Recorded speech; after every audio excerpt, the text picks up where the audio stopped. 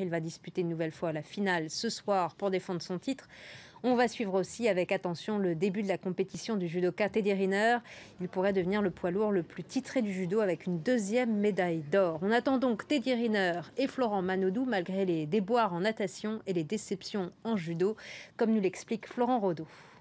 Teddy Riner, c'est sans conteste la plus grande chance de médaille de toutes ces Olympiades côté tricolore. Je vous rappelle que le Guadeloupéen est champion olympique en titre, octuple champion du monde et qu'il est invaincu depuis 95 combats. Imaginez-vous, sa dernière défaite sur un tatami remonte à septembre 2010. On ne voit donc pas comment le titre olympique pourrait lui échapper, d'autant plus qu'il a l'expérience de ce genre de compétition et de ce genre de finale. Et puis Rio, pour Teddy Riner, c'est un clin d'œil à sa carrière, puisque c'est dans la cité carioca qu'en 2007, il avait remporté son premier titre mondial. Une manière finalement de boucler la boucle pour cet athlète hors norme, porte-drapeau de la délégation française. Il faut le rappeler. L'autre très grande chance de médaille, elle concerne Florent Manodou. Elle repose sur les solides épaules de Florent Manodou.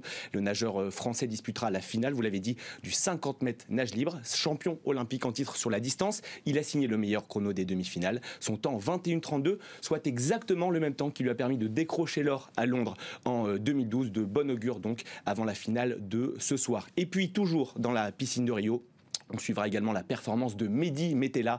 Le nageur français aura fort à faire en finale du 100 mètres papillon, puisqu'un certain Michael Phelps se dresse sur sa route. Une médaille remettrait bien sûr un peu de baume au cœur de la délégation française, assez décevante jusqu'à là, avec une seule médaille d'argent. C'était sur le relais 4x100.